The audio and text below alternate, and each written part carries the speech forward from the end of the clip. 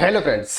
Budget 2024 अभी अभी आया और इसके बारे में आप सभी को बहुत अच्छी तरीके से पता भी है। बजट 2024 में कैपिटल गेन हेड के अंदर बहुत बड़े चेंजेस हुए हैं।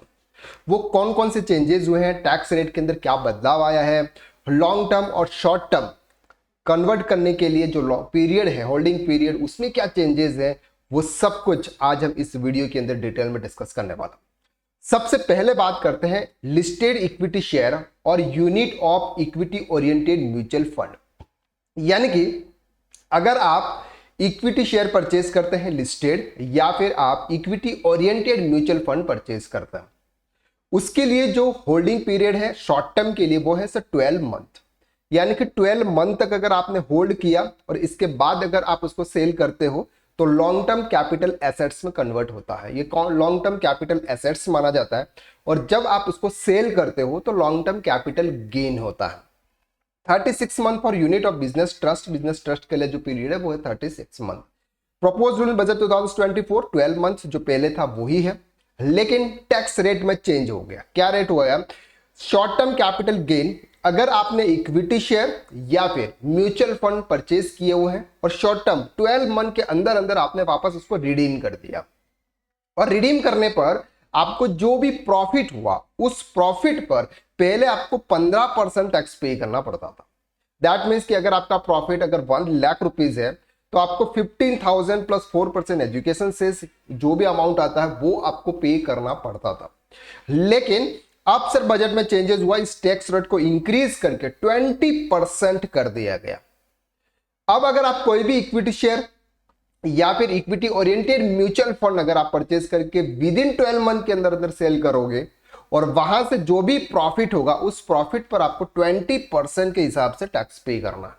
अब ये कब से एप्लीकेबल है? एप्लीकेबल है सर 23 जुलाई से। यानी कि इसके पहले सर आपका जो भी होगा उस पर 15% से ही टैक्स लगेगा, लेकिन इसके बाद अगर आप जो भी प्रॉफिट अर्न करोगे उस प्रॉफिट पर आपको 20% के हिसाब से टैक्स पे करना है। और आपको ये पता भी है कि सर ये जो टैक्स है ये स्पेशल टैक्स रेट है, इसमें सेक्शन 87A का आपको रिबेट भी नहीं मिलेगा। सेक्शन 87A का आपको रिबेट भी नहीं मिलेगा। जो भी है, जितना भी आपका इनकम है, चाहे वो इनकम 4,000 है, 5,000 है, 10,000 है, 10,000 है, तो 2,000 रुपीज का आपको टैक्स पे करना। अब बात करते हैं sir long term. Long term का मतलब अगर आपने 12 मंथ से ज्यादा अगर उसका होल्डिंग पीरियड रखा हुआ तो ऐसे केसेस में अगर आपकी इनकम 1 लाख रुपीस तक होती थी तो कोई भी टैक्स पे करने की नीड नहीं थी। अब इस इनकम को इंक्रीज करके 1.25 लाख रुपीस कर दिया। दैट मीन्स कि अगर आप इक्विटी शेयर या फिर equity oriented mutual fund purchase करते और उसको आप 12 मंथ से ज्यादा होल्डिंग पीरियड रह के फिर उसको रिडीम करते और उस पर अगर 1,25,000 रुपए तक अगर आपका प्रॉफिट हो रहा है तो उस पर आपको कोई भी टैक्स पे करने की नीड नहीं है। लेकिन ये प्रॉफिट अगर 1,25,000 रुपीज से इंक्रीज हो गया, अब आपका जो टैक्स रेट लगेगा सर वो लगेगा 12.50%, यानी कि 12.5%। पहले जो टैक्स रेट था वो था सर 10%। यानी कि आपका लॉन्ग टर्म कैपिटल गेन हो रहा है अगर इक्विटी शेयर या फिर इक्विटी ओरिएंटेड म्यूचुअल फंड पर, तो आपको 10% का टैक्स पे करना था स्पेशल रेट के हिसाब से। लेकिन अब आपको 12.5% यानी कि कैपिटल गेन पर अब टैक्स रेट को चेंज कर दिया गया, इंक्रीज कर दिया गया। अब बात करते हैं सर अनलिस्टेड शेयर की। अनलिस्टेड शेयर का जो पहले का जो होल्डिंग पीरियड था वो था सर 24 मंथ। अभी भी जो होल्डिंग पीरियड है वो है 24 मंथ। एप्लीकेबल रेट जो आपकी स्लेब रेट होती है वही एप्लीकेबल रेट होती है, अभी भी सर आपकी वही है। लेकिन long term capital gain 10% without induction for non resident, 20% without resident. अब पहले का जो टैक्स था वो था आपका 20%। यानी कि अगर लॉन्ग टर्म कैपिटल एसेट्स अगर प्रॉफिट हो रहा है आपका अनलिस्टेड शेयर पे, अनलिस्टेड शेयर्स पे अगर आपका प्रॉफिट हो रहा है और उसमें 20% विद इंडक्शन, आप इंडक्शन कॉस्ट अप्लाई कर सकते थे, लेकिन अभी के हिसाब से 12.5% विदाउट इंडक्शन, यानी कि इस रेट को डिक्रीज कर दिया गया और इंडक्शन एप्लीकेबल इस पर नहीं होगा।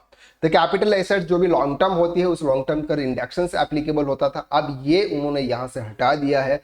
अब विदाउट इंडक्शन आपकी जितनी भी कॉस्ट थी बस उस कॉस्ट को आप माइनस कर पाओगे, आपकी जो भी सेल्स वैल्यू है और उस पर आप माइनस कर पाओगे। इसके बाद का जो भी प्रॉफिट होगा उस पर आपको 12.5% के हिसाब से टैक्स पे करना है।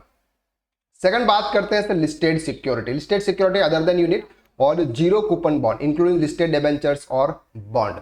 इसका होल्डिंग पीरियड से 12 मंथ है, अभी भी उन्होंने 12 मंथ ही रखा हुआ। शॉर्ट टर्म के अंदर अगर आप बात करें तो एप्लीकेबल रेट सर उनकी कितनी है जो भी है, और बजट 2024 के अंदर भी एप्लीकेबल रेट है 2024। Then long term capital gain अगर इसकी बात करें तो 10% विदाउट इंडेक्शन और 20% विद इंडेक्शन था। अब उन्होंने प्रपोज करके कर दिया है 12.5% विदाउट इंडेक्शन, यानी कि लॉन्ग टर्म कैपिटल गेन अगर आपको होता है तो 12.5% आपको टैक्स पे करना है, उस पर कोई भी इंडेक्शन से एप्लीकेबल नहीं होगा। अनलिस्टेड डिबेंचर्स एंड बॉन्ड अगर आप परचेज करके उसको रिडीम करते हैं, वहां से जो भी प्रॉफिट होता है, पहले का जो होल्डिंग पीरियड था वो 36 मंथ था, 36 मंथ से कम अगर आप सेल कर देते हैं तो शॉर्ट टर्म में आप माना जाता था। अब उसको चेंज करके उन्होंने 24 मंथ कर दिया गया, दो ही है 12 मंथ और 24 मंथ। 24 मंथ से अगर कम में अगर आप सेल्स कर लेते हैं तो शॉर्ट टर्म है, शॉर्ट टर्म पर आपके स्लैब रेट के हिसाब से टैक्स लगेगा, और 24 मंथ से ज्यादा का होल्डिंग पीरियड अगर आपका है तो लॉन्ग टर्म में भी सर एप्लीकेबल रेट के हिसाब से आपका टैक्स लगेगा। मार्केट लिंक डिबेंचर एंड डेब्ट म्यूचुअल फंड, अगर आप डेब्ट जैसे इक्विटी ओरिएंटेड म्यूचुअल फंड होते हैं, इसी तरह से डेब्ट म्यूचुअल फंड भी होते हैं, उनके लिए होल्डिंग पीरियड पहले 36 मंथ का था, अब आ गया sir 24 month. Short term capital gain होगा तो एप्लीकेबल रेट और एग्जिस्टिंग रेट जो भी एप्लीकेबल थी और 2024 जो बजट आया उसमें भी कोई भी चेंजेस यहां पर नहीं हुआ है। लैंड एंड बिल्डिंग की बात करते हैं। लैंड एंड बिल्डिंग में पहले भी सर होल्डिंग पीरियड 24 मंथ का था, अभी भी होल्डिंग पीरियड से 24 मंथ है।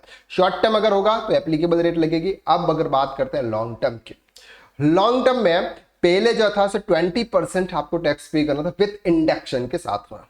अब सर अगर आप होल्डिंग पीरियड 24 मंथ से ज्यादा का अगर आपने होल्ड किया, इसके बाद अगर आप सेल कर रहे हैं तो आपको विदाउट इंडेक्शन 12.5% के हिसाब से आपको टैक्स पे करना।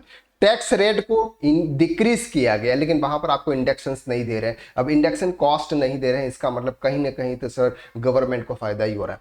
टैक्स का रेट कम है, लेकिन इंडेक्शन कॉस्ट से क्या होता है, कॉस्ट बढ़ जाती है, और कॉस्ट जब बढ़ जाती है तो प्रॉफिट कम आता है, प्रॉफिट कम आता है तो कम टैक्स पे करना पड़ता है। लेकिन यहां पर आपका प्रॉफिट ज्यादा आएगा और रेट कम है, लेकिन टैक्स का रेट तो हमेशा ज्यादा ही आएगा, इसका मतलब आपको ज्यादा टैक्स पे करना पड़ेगा। फिजिकल गोल्ड, अगर आपके पास में गोल्ड है और गोल्ड का जो होल्डिंग पीरियड था वो पहले 36 मंथ का था, अब उसको चेंज करके 24 मंथ कर दिया। दैट मीन्स कि अगर आप 24 मंथ के अंदर अंदर अगर आप गोल्ड परचेज करके आप सेल कर देते हैं तो आपका शॉर्ट टर्म होगा, शॉर्ट टर्म में एप्लीकेबल रेट लगेगी, और लॉन्ग टर्म में 12.5% विदाउट इंडेक्शन, यानी कि इंडेक्शन से एप्लीकेबल नहीं होगा, और 12.5% के हिसाब से आपको टैक्स रेट लगेगा। तो ये था सर कैपिटल गेन के अंदर मेजर चेंजेस, यानी कि ये मान के चलते हैं कि सर सब कुछ कैपिटल गेन के अंदर चेंज हो चुका। होल्डिंग पीरियड जिसका 36 मंथ का था उसको 24 पे लाए हैं। टैक्स जहां पर 15% था वहां से इंक्रीज करके 20% पर लेके गए, और लॉन्ग टर्म कैपिटल जहां पर 20% विद इंडेक्शंस था उसको रिड्यूस करके 12.5% विदाउट इंडेक्शंस उन्होंने कर दिया। अब विदाउट इंडेक्शंस और विद इंडेक्शंस के बीच में क्या डिफरेंसेस है और किस तरह से टैक्स बढ़ता है या घटता है, ये सब कुछ हम नेक्स्ट वीडियो के अंदर डिटेल में देखने वाला।